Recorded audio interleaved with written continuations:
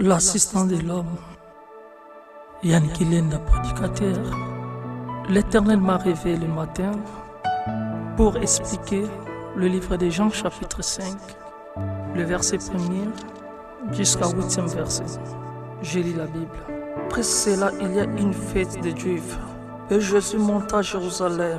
Or, à Jérusalem, près de la porte des brebis, il y a une piscine qui s'appelait en hébreu Bethesda et qui a 5 portiques. Sous ces portiques étaient couchés un grand nombre de malades, des aveugles, des boiteux, des paralytiques qui attendaient le mouvement de l'eau.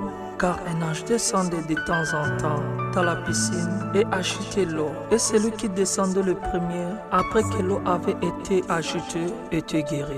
Quelle que fût sa maladie. Là se trouvait un homme malade depuis 38 ans. Jésus l'a vu couché. Et sachant qu'il était malade depuis longtemps, lui dit, veux-tu être guéri? Olingi obika. Yesu est malade, ne matuna olingi obika. Olingi obika, Zambi. Atuna motolingo bika. Question Nzambe, de guérison et vie na yo. Le malade lui répondit, Seigneur, je n'ai personne pour me jeter dans la piscine. Quand l'eau était agitée et pendant que j'y vais, un autre descendait avant moi. Lève-toi, lui dit Jésus, prends ton lit et marche. Passe na yo ayebi yango.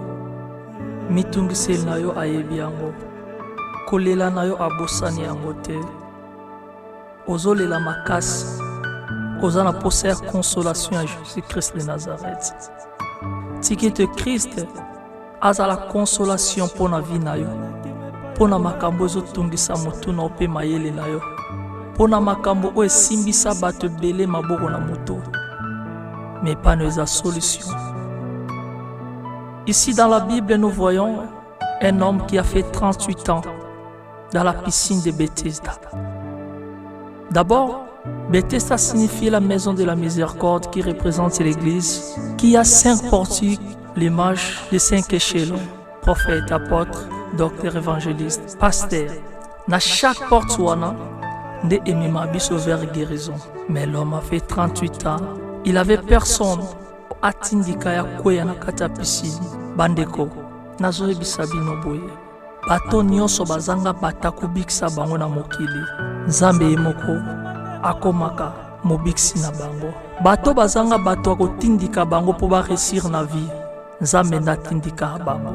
Somo mokili ba abandonné yo, mokili batiki yo, mokili ba bosani yo. Eza moment o Nzambe apusa na pembe na yo po atindika yo pe a changer histoire vie na yo. Le Messie a dit à Christ, nana moto otindikanga te. Nde Christ akomaki moto po atindika ye. Bandeko, bato babika avant papa na biso 38 ans. Histoire na bonne Bible betamate. Amen. Mais il est bien que passe ne umelaki, mais histoire netikale. Ezana bato belé, son Nzamba tika passe ne umela. Amen. Pour Nzamba na posa. Histoire na ubeta malakata mokili. Otika la témoignage pour nabat mosusu. Je vois dans la Bible un monsieur qui s'appelait Lazare. Christ a ebisi na ba ndeko ya Lazare, malade tungsa Lazare et même Lazare na liwate. Mais après Jésus kokende Lazare akufi. Ezana bato ba critiquer Christ, maloba ki akufa te mosala Nzambe. Kovandisa vino na ba critique maloba bato te. Non. Kocha susite po ba critique yo. Kocha susite po ba lobeli yo mabe. Kocha pe susite po sakoli moto kokisa miteno. Nzamba zana ba méthode dans ça là. Je profite encore d'expliquer la maladie de Lazare. Lazare a belaki nini. Maladie à Lazare ezalaki nini. Maladie à Lazare, c'était l'absence de Jésus.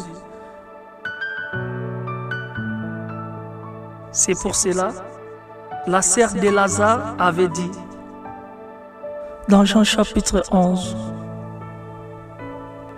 le verset 21, Marthe dit à Jésus, Seigneur, si tu étais ici, mon frère ne serait pas mort.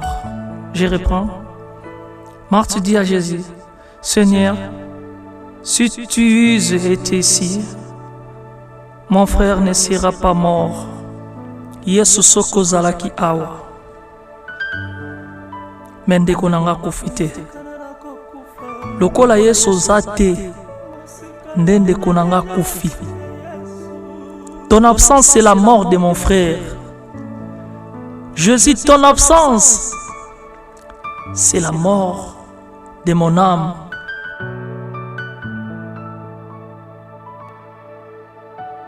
Jésus est absent na yote. Jésus tikara bisote. Jésus kendaka musika na bisote. Parce que mukola kenda musika ya Lazare. Liwe kote na kati ya vie ya Lazare. Yango naebi à travers cette prédication, Jésus a kesu musika note. Il sera près de toi pour mokile soit si jeté. Lazare a kufaki. Malade, il y a Lazare, il me met Lazare na mort, mort, il y a Lazare. C'était l'absence de Jésus. Mais lorsque Jésus était revenu, Lazare a c'est quoi qui Yope moto ki misaka Jésus na bomona yo. À travers cette prédication, na binzamba zongsa Jésus na vina yo. Oye kufe ko c'est quoi lisusu. Bato babosana kayo. Bakobeta lisolo mususu. Je vois Lazare le quoi motumo azena mbongo tanga kufi bangi bakabola ba bien na ye. Mais Jésus tanga zongi si en vie. Et sengi bato nyoso bazwa ki biloko ya Lazare ba ko zongi sa po mowei asekui déjà. Bato nyoso bazwa biloko na yo bakenda lango na séjour de mort à travers cette prédication. Ba ko zongi sa. L'homme à piscine à Bethesda azala na muto akosekuisa ye te parce que bato nyonso na piscine bazana bandeko na bo bande kotindika bango. Mais Jésus kotindika vi na ye. Lazare, bien que Marthe, Marie, balelaki kolela ya mokili échanger situation vi na ote. Mais maloba Christ ka moko yango nde échanger vi na yo. Et que luka place babosa na yo. Et que luka place bakunda yo. Place ba mema santé na yo. Place ba mema richesse à famille na bino. Place ba mema étoile na yo. Et ya kozongisa ngo en vie. Tala panda Christ a posa na pembeni. Nazomona mutu moko ya famille ya Lazare a découragé Christ. Avec sa Christ, il sent déjà alumbi solo. Alumbi solo. Mais Jésus a la solo na bisote. Alinga biso lo lengere tozaleli. Alinga biso pona interete. Yango bixé Lazare. Azong sakiye. Aza capable ozong sa match no à 0. Aza capable au pesol sur espoir pendant que muki babosa na kio. L'homme a piscine à Bethesda ndo lo ba bien nande ko sala be forme na zo échoué. Bat musu bando bika vangai. Bandeko. Kobanga te po bato babika liboso na yo. Kolenga te po bato bazwa liboso na yo tikala. Yana bato mususu Zamba boya bata mokili. Bazala pompo na bénédiction na bango. Po un jour ba beta tolo. Soit comme aboy. Et sa grâce nanga. Ceux qui viennent changer sa grâce nanga. Mais bat mususu Zamba boya ba bika vent. Ponzambe moi za na poso biksa bango. Amen. Pour mokolo robika, même les anges, même les hommes sur la terre va témoigner que c'est grâce à Dieu. Nde nazwa mwana oyo. Bato baboti liboso na yo. Basilisi bana nyonso na lola te. Bango peut-être baboti Ismaël yango ba sepela. Mais onzamba boyo bota sikoyo. Ata na 90 nzamba apesa yo. Obota Isaac, fils de la promesse. Kolemba te, kolenga te. Bikamo eza liboso na yo. Les 38 ans expliquent la Trinité, le Père, le Fils et le Saint-Esprit. Le 8 qui est derrière explique les 8 alliances dans la Bible. Tu connais les 8 alliances dans la Bible? Première alliance, c'est l'alliance d'Adam avec Dieu. Deuxième alliance, c'est l'alliance de Noé avec Dieu. Troisième alliance, c'est l'alliance d'Abraham. Quatrième alliance, c'est l'alliance d'Isaac. Et cinquième, c'est l'alliance de Jacob avec Dieu. Sixième alliance, c'est l'alliance de Moïse. Et c'est l'alliance de David. Huitième alliance, c'est l'alliance de Jésus-Christ de Nazareth. Les chiffres 38 dans la Bible expliquent 38, 3, 8. Nous avons expliqué 3 représente Dieu le Père, Fils de Dieu et le Saint-Esprit. Troisième temps, les 8 expliquent l'alliance de Jésus-Christ de Nazareth. Pendant que le Saint-Esprit, le consolateur, est venu dans le monde, accompagné de l'Esprit de Jésus-Christ qui avait prophétisé qu'il y reviendra à Koya. Cet esprit tangaye, badbakoye suna maïté. Badbako sale suba physique ya makasité. Na minute ba physique nyonso ando sala bosanango. Charge noye comme na maboko na ye parce que c'est le temps du Saint-Esprit. Tozana troisième temps. Tozana temps ya Saint-Esprit, temps ya consolateur, temps ya Jésus-Christ de Nazareth. Les 38 ans, 3 Saint-Esprit, 8 la présence de Jésus-Christ. Apparition église Nzamba Soleil. Ole la poanini. Okoma komitungisa manana lokangai, nana lobelanga mabe, yola vivre na ba circonstances o, la ba passe oyo. Nazoe bisa et comment mina Romains 8 première debout. Il n'y a donc maintenant aucune condamnation pour ceux qui sont en Jésus-Christ. En effet, la loi de l'esprit de vie en Jésus-Christ m'a affranchi de la loi du péché et de la mort. Yom toyambi Christ ato longola bazemi. Ata oyiba, ata okotanga kwanganga. Il fondimeli Christ, o confesser na kata motema na yo. Pe o se repentir otiki maberana, yeba condamnation ezali suli boso na ote. Liwa ya famille kotelemela ote. Cancer ezali susu na pouvoir likolo ya vie na yo te. Mibali ya butu, basé sur na pouvoir liboso na yo te. Malade ya famille ezali sur na pouvoir liboso na ote. Chômage ezali sur na pouvoir liboso na ote. Balobi bien, dans verset 2, il y a Romains 8. En effet, la loi de l'esprit de vie en Jésus-Christ. Motembi Christ, liwa elongwe na famille na yo. Liwa ezala ki, tango yambi Christ elongwe. Sauf qu'ils ont continué kaka ko résister à travers cette prédication. Yeba kola zolongola liwa pe sa vie na kata famille na yo. Place aux en hôpital, moi na zobela komi pembeni ya liwa. Tanga verset oyo, que la loi de l'esprit de vie en Jésus-Christ m'a franchi de la loi du péché de la mort. Liwa ezala pouvoir la vie na ote okoloba passe rumeli bwendeni nasala nini pona mériter ça au sala no côté c'est afin que les œuvres de Dieu soient manifestées en toi. Tanga Jean 9 première 4 ba disciple bakute na mutu moko botama aveugle ba ebika rake so mutu botama aveugle sengele za tata na ye to mama na ye azala hauteur ya problème ekomela ye to asala kalisumo moko yango so mériter passe quoi. Mais je te dis, les Christ atali bango makanisi ya Nzambe na makanisi ya bato ekokana te. Makanisi ya Nzambe na bato ekokana te. Nzamba mona ndenge mosusu biso pe tomona ndenge mosusu. Yozo mona passe oyo eza ewuti epai ya bato. Motamukila kosimba yo te. So oza ya Nzambe, so moni passe mo eliboso na yo, seke Nzamba abongisa gloire moko boye. O tango ekoya mokili bakokamwa, bakobalola maloba, bakocomprendre que tu as un Dieu, un vrai Dieu, le véritable, le Saint d'Israël.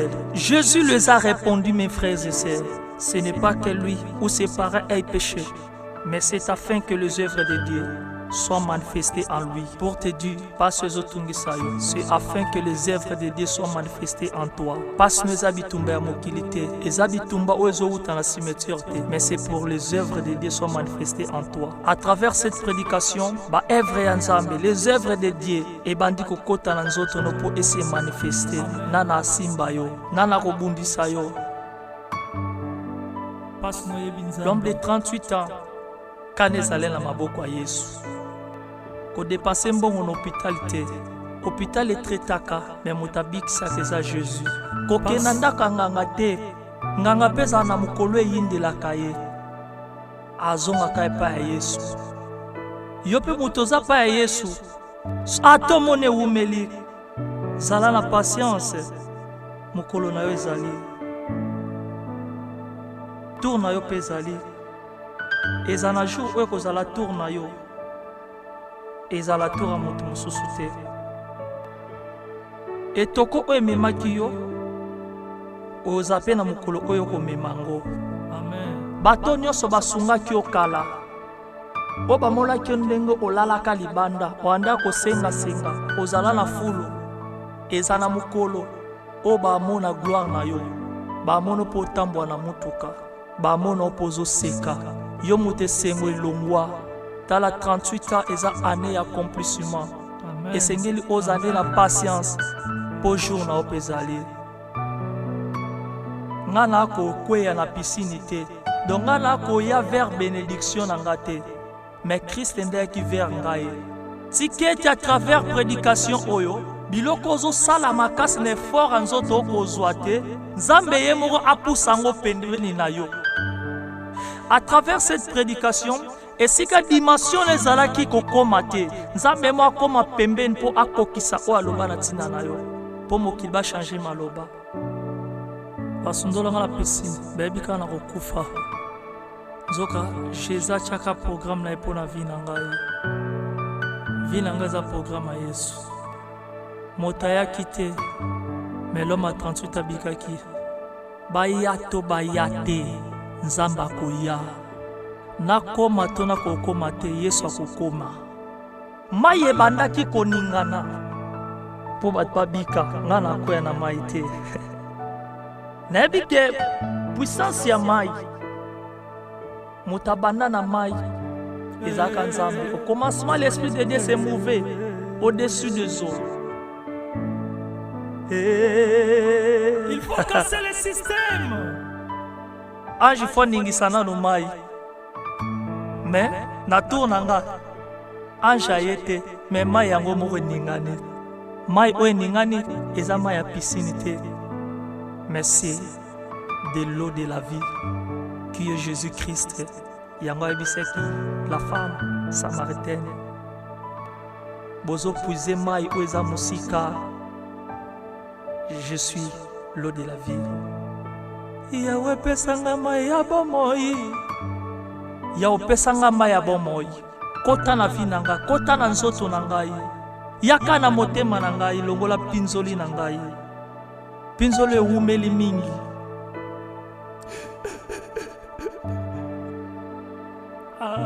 Yawe talaka na ngai yo. Yesu aza na programme na ngai. Tikete nzambe aya koluka yo na butu na tongo mo na bikamu. Tikete yawe aya koluka na tongo ala tata nzoto mo po mo na bikamu. Yo pe moto biki na nzela ya nzambe tala ya ezaki journée ya saba batelemisi ye babi na saba motabika to tambola ne toko bwendeni seke moto wana ezape na bato basepela te po abika. Yana bato mosusu basepela na élévation na hote, basepela na guérison na hote, basepela na avancement na hote, baluka batelemisa yo. Mais eloko esepelisenga papa na bieza na ngai te eza Yesu. Bato nyonso batelemisa yo ata bakinape yo banleve yo bamemi yo place oyo bato bakozala te tangela bango kombo ya Yesu mpe Yesu akoya kosala intervention. Bato babika histoire na bo bakoma te na Bible babunga eza na bato mosusu bozwi na bango ebunga na se ya mokili. Mais moto abika na nsima tala lelo biso mpe totanga kombo na ye. Nakobika na nsima nakozwa na nsima me nakotangama. Bato bazwa liboso na ngai so bakutela Yesu te bozwi na bango ekobunga koanvie bato na se ya mokili te ozwa anvie.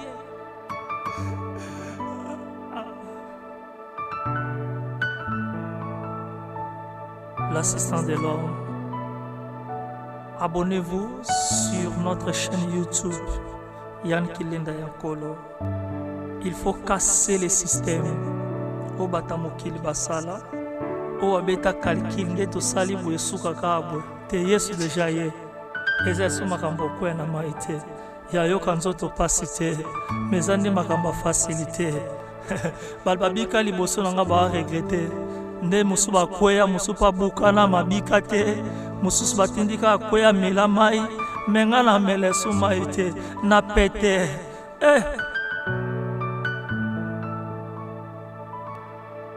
atoza na beki atokufa miso ata mato eyokaka te ata babotola lopango na yo ata babotola mayele na yo ya mwana na yo ya ndeko na yo ya mama leki na yo bakota liwa na kati ya fami na bino bokenda wapi bozwa solution te bopesa bambongo bosala nyonso bozwa solution te à travers cette prédication tikete kolonda landa bino a trouvé les bino solution lokola akomaki monganga pona l'homme à 38 ya Bethesda akoma monganga pona vie na yo l'assistant de l'homme